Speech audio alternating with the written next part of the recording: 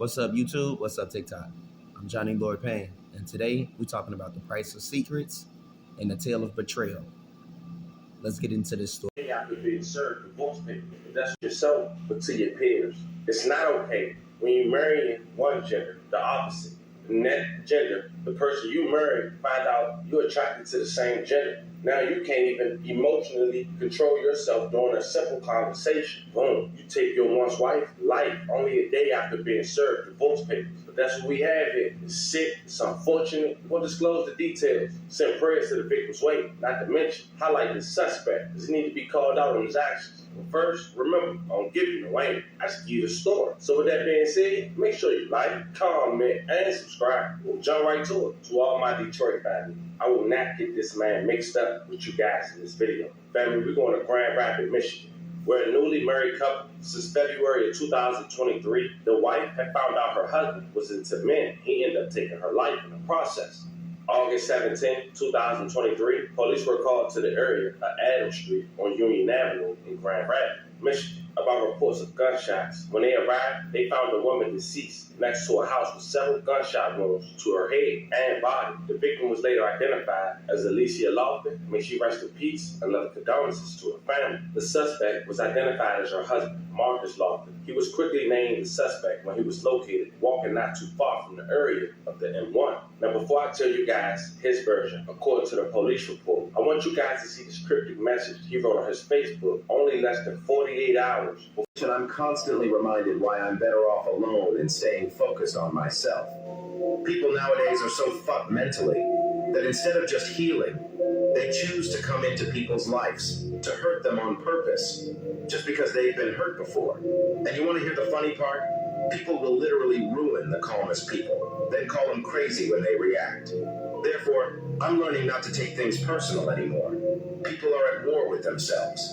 It doesn't have anything to do with me. And when you look at that video, it seemed he was upset because he was about to be exposed for something. But according to his version to authorities, on the day of the M1, August 17th, Marcus claimed he went to the home around 8 a.m. where him and his wife started to argue. While exchanging heated words, Marcus said he went to Alicia's drawer and pulled her Glock out, attempting to hit her with it, but she ran into the bedroom, locking the door behind her. He then forced the door open, and when he saw Alicia trying to escape out the window, he shot her multiple times, taking her life. He's been held with no bond and charged with open M1 and felony firearm. But the only thing honest about this statement was the date and the last statement on what he was charged with. This is the real version. Alicia discovered and had proof that her husband was sleeping with a man, so he took it upon himself to take her life. An order of protection was put in place in May after he was arrested for domestic violence case against Alicia. The day before the M1, on August 16th, Alicia served her soon-to-be ex-husband with divorce papers and informed him that she was selling the house to get away and move on with her life. Early morning shooting on the southeast side of Grand Rapids that killed one person.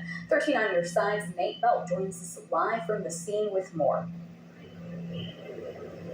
Yeah, we're right now at the intersection of Union and Oakdale, southeast side of Grand Rapids. Want to give you a look specifically, 1400 block of Union. You can see just down the road here, police continuing to investigate outside of the home.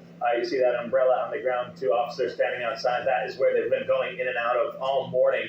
Chief Eric Winstrom tells us they got a 911 call reporting gunshots in the area around 8 this morning. When officers arrived, they found a woman dead inside the home here. The suspect wasn't found immediately, but Winstrom says they were able to track that person to the northeast side of Grand Rapids. That's where they were taken into custody. Now, the chief also tells us the suspect and victim were not the only ones who lived inside the home. We know that there are kids that live in the home or that frequent the home, talking to neighbors. We're trying to locate those children. It's very much developing. We're trying to figure out everyone's identity and where everyone lives. Our first priority is to locate and identify those kids and make sure they're safe. We're working on that actively right now. Now, again, Chief Winstrom emphasizes there is no ongoing threat to the public at this time, as this was believed to be a domestic incident.